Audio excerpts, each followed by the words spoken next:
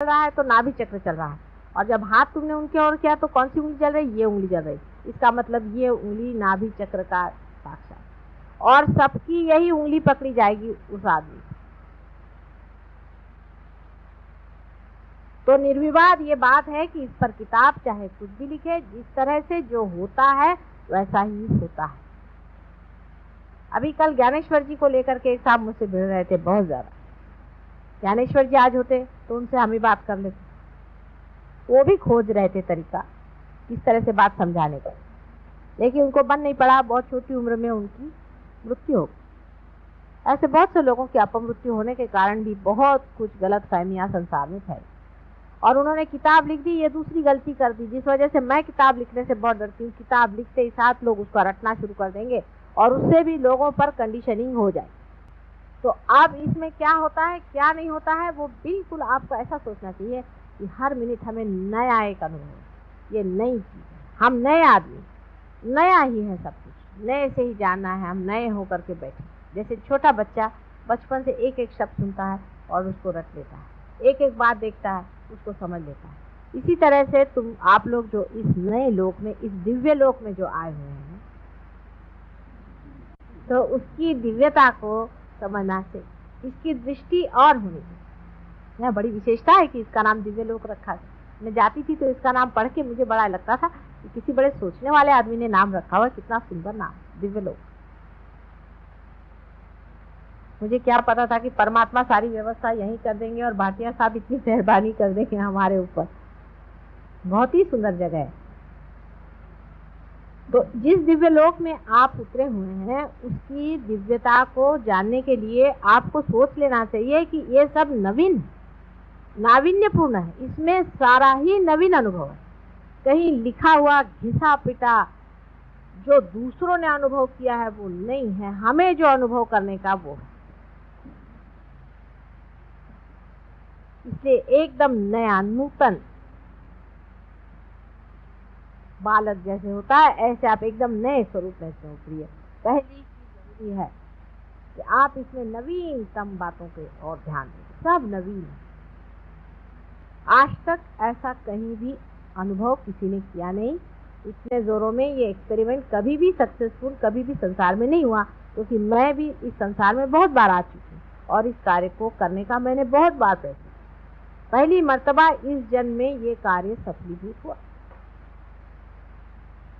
इसलिए सब में थोड़ा थोड़ा अधूरापन जो रह गया है उसको आपको पूरा करना है। आप उसी अधूरेपन को कंप्लीट करने के लिए आए हुए। किसी को आप गिराने या घटाने नहीं आए, लेकिन उसमें जो कुछ थोड़ा बहुत अधूरापन रह गया है उसको आप पूरा करने के लिए। अब आप सोचिए कि एक नए जमाने के, नए विस्तार के एक नए लोग आप, और सारे संसार के लिए आपको मार्गदर्शन करना। इसलिए रियलाइज लोग एक छत के नीचे बैठ करके उस परम शक्ति को पा रहे हैं। कितनी बड़ी भारी शक्ति आपके अंदर से विशेष रूप से प्रवाहित है और लोगों के अंदर से नहीं है संसार। ये आप जानते हैं, उसमें कोई आपको अब शंका नहीं रहेगी। जिनको थोड़ी बहुत शंका है इसका कारण ये कि वो अभी अभी पार हुए, इसलिए थोड़े दिन में उनको भी नहीं रहेगी। तब ये जरूरी हो जाता है कि आप अपनी विशेषता को समझें। सबसे बड़ी विशेषता आपकी यह है कि आपको एक फोर्थ डायमेंशन आ गया है। कौन सा फोर्थ डायमेंशन आ गया? कौन सा फोर्थ डायमेंशन आ गया? जो चैतन्य शक्ति आपके अंदर प्रवाहित है उसमें आप खड़े हुए हैं। अब आप इसमें से उसमें कैसे जा सकते हैं, ये बड़ा महत्व का पॉइंट है, आप समझिए। अब इसमें आप किस तरह से उसमें उतर सकते हैं, उसमें रह सकते हैं, स्थिर हो सकते हैं, ये बड़ा महत्व का पॉइंट। अब आप देखिए अगर अपने चित्त की ओर, तो आप देखेंगे कि इसमें एक तरह का एक्सपेंशन होता है और ये ऐसे अंदर खिंचता भी है। अपने चित्त की ओर देखिए, अपने चित्त की ओर देखिए। ये ऐसा लगता है जैसे कहीं, जैसे किसी चीज पे जाता है और आप चाहे तो उसको हटा सकते हैं। उसका एक्सपेंशन हो रहा है और उसको आप खींच भी सकते हैं। जैसे कि कोई गुब्बारा होता है, या जिसको मराठी में फुगा कहते हैं, उसको आप फुगा दीजिए तो वो ऐसे जाएगा और फिर अंदर ही। इसी तरह से आप अपने चित्त की ओर दृष्टि रखें, आपका चित्त जो है वो किसी भी चीज की ओर जा भी सकता है और वहां से लौट भी आ सकता है। ख्याल करें आप, देखिए हमारा चित्त किसी वस्तु मात्र पे गया, जैसे समझ लीजिए आपका चित्त है कि एक साड़ी पर, अब साड़ी पर गया और आप उससे अपना चित्त खींच सकते हैं। अपना चित्त आप जैसा भी चाहे उसे घटा सकते हैं, बढ़ा सकते हैं और उसको जहां तक चाहे उसको पहुंचा सकते हैं। पर आप पूरे समाये हुए बीच में, जैसे एक समुद्र हो, समुद्र में से पानी बढ़ता हुआ हर एक किनारे पर जाता और फिर खींचा, लेकिन वो बीचों बीच समुद्र का सारा उसका अपना वास्तव्य,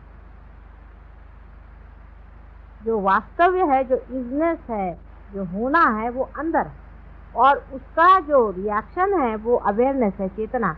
वो जाती है किसी चीज पे चित्त से और लौट आती। इसी से आप डिटैचमेंट सीखें।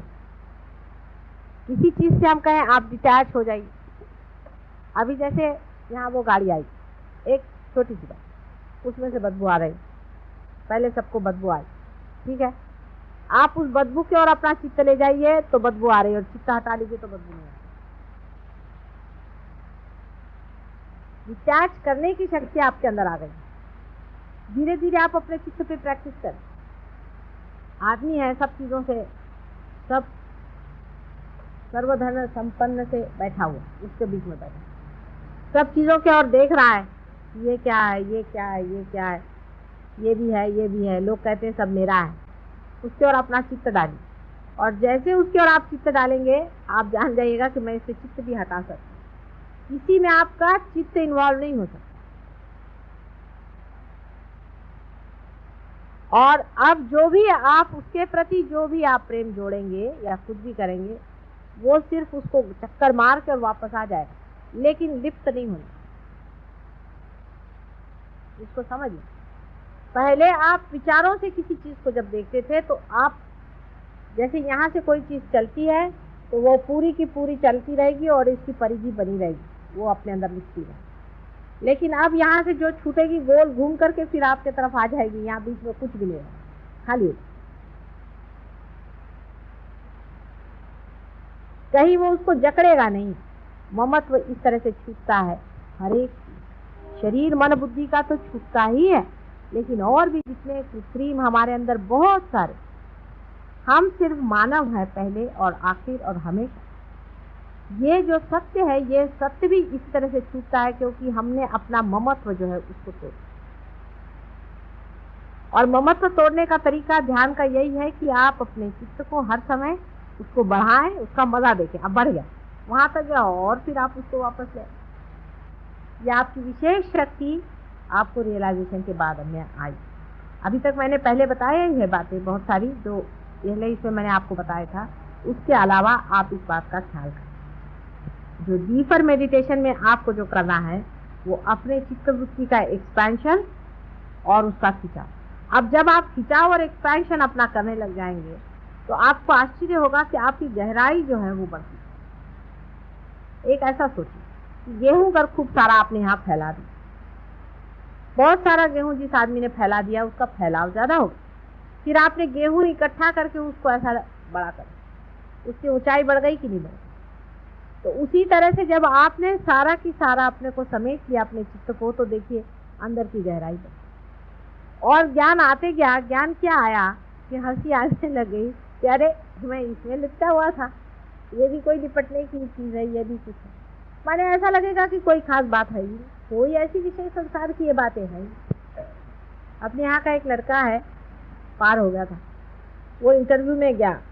जब लौट के आया तो मैंने कहा भाई हुआ कि नहीं हुआ? पहले मुझे लग ही नहीं रहा कि कुछ हुआ है कि नहीं हुआ, होगा तो होगा, नहीं होगा तो बाद में सिलेक्शन होगा। तो वो जो बोर्ड वाले थे उन्होंने मुझे बताया कि साहब ये लड़का अजीब कमाल का, कि बिल्कुल डरा नहीं, कुछ नहीं आया, उससे बात कुछ उसने साफ साफ बात कह दी, जो कुछ थी कह दी और चला गया, मैं डरा नहीं। ये कैसे क्या हो गया? मैंने कहा भाई देखिए, हमने कहा था ना कि वो रियलाइज है, आप देखिएगा उसको विशेष रूप से, आप एग्जामिन करेगा कि क्या विशेषता। वो कहा कि हमने उसमें यही बात देखी कि वो आया, उससे जो सवाल पूछा सीधे सीधे जवाब दे दिया, ना उसमें छल न कपट न कुछ नहीं, उसने साफ साफ बात कह दी कि ये बात है, ऐसी ऐसी बात। और फिर इस तरह से खड़ा रहा, मानो लेना हो तो ले, नहीं तो नहीं, निशान में खड़े। ना तो उसने हमारा कोई किस तरह का कभी अपमान किया और नहीं कोई उसने बड़ाई ज्यादा हमारे पीछे में दुम हिलाते खड़ा रहे।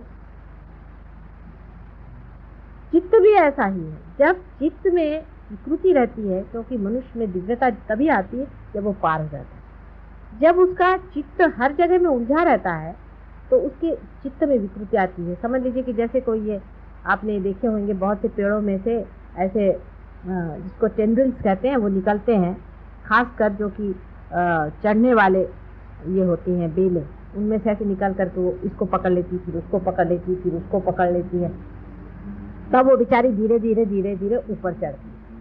उसी तरह से जो मानव पार नहीं हुआ रहता है, वो भी कभी इसको पकड़ता है, उसको पकड़ता है, उसको पकड़ता है, इस तरह से वो अपने को खड़ा करता है किसी तरह से। कभी तो सोचता है कि अरे मेरे पास पोजीशन नहीं है तो मैं दुनिया में कैसे चलूंगा, अरे मेरे पास पैसा नहीं है तो मैं दुनिया में कैसे चलूंगा, अरे मेरे पास ये नहीं तो मैं दुनिया में कैसे चलूंगा। लेकिन जो पेड़ अपनी तना पे खड़ा हो जाता है वो स्वतंत्रता में अलग से खड़ा है। लेकिन यही बात आपके साथ भी हो रही, आप अपनी तना पे खड़े हैं ही, लेकिन भय के कारण आप अपने अंदर से टेंट्रिकल निकाल करके, टेंड्रिल्स निकाल करके इसको पकड़ रहे हैं, इसको पकड़ रहे हैं, इसको पकड़।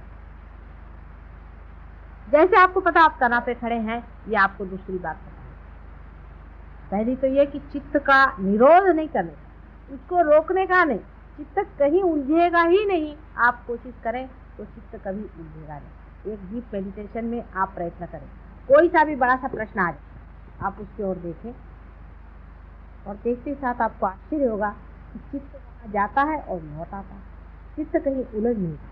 फिर आप ये सोचें कि समझ लीजिए कोई बड़ी भारी दुखद घटना हो, तो आप ये सोचिए कि यहाँ दुखद घटना हुई, लेकिन संसार तो वैसे ही चल रहा है। दुख और सुख जो है वो एक हमारा दिमागी जमा है। ऐसी कौन सी बात हो गई है जो हमें बड़ा दुखी बनाती है या हमें बड़ा सुखी बनाती है, या ऐसी कौन सी चीज है सीधे या अरुचि से, किसी आदमी से हम नफरत करें और किसी से हंसें। ऐसी कोई सी भी बात नहीं जिसमें ये होना चाहिए। धीरे धीरे आपका चित्त का बढ़ना बहुत जोरों में प्रसारित होने लग जाता है और उसके बाद चित्त जब बिल्कुल सबल हो जाता है, बिल्कुल पूरी तरह से सबल हो जाता है, तब फिर जिसको कि हम लोग देखते हैं, कोने भी देखा कि आपके हाथ वाथ जलते हैं, किसी को हाथ लगाने से हाथ जलते हैं, किसी को कुछ करने से पकड़ जाता है। शुरू में ऐसा होगा और उससे दूर रहना चाहिए, जहाँ तक हो सके एकदम आग भट्टी में मत डालिए। जब लड़की खाना बनाना सीखती है तो पहले एक छोटे से चूल्हे पर थोड़ा सा एक कपड़ा लगा करके धीरे धीरे, फिर उसके बाद जरा उसका हाथ जलना सीख लिया तो फिर वो बड़े चूल्हे पर काम करना सीखती है। उसमें भी वो पहले संती लेती है, फिर एक तवा लेती है, फिर उसके ऊपर में वो रोटी सेकती है। उसके बाद जब वो एक्सपर्ट हो जाती है तो हाथी से रोटी बना लेती है, चूल्हे में हाथ डाल करके भी वो ठीक से ऐसे ऐसे कर सकती। उसी तरह से शुरू में आप जिसको हम इविल भी कह रहे हैं, जिसको हम बुरा भी कह रहे हैं, वो भी गिर। फिर जो इविल करके जो चीज है वो आप जहाँ खड़े होंगे वो खुद ही भाग खड़ी हो जाएगी, वहां रहेगी, कुछ आप पे असर ही नहीं आने वाला उस चीज। ये दशा जब आ जाएगी तब फिर माँ का प्रोटेक्शन की क्या जरूरत है। आप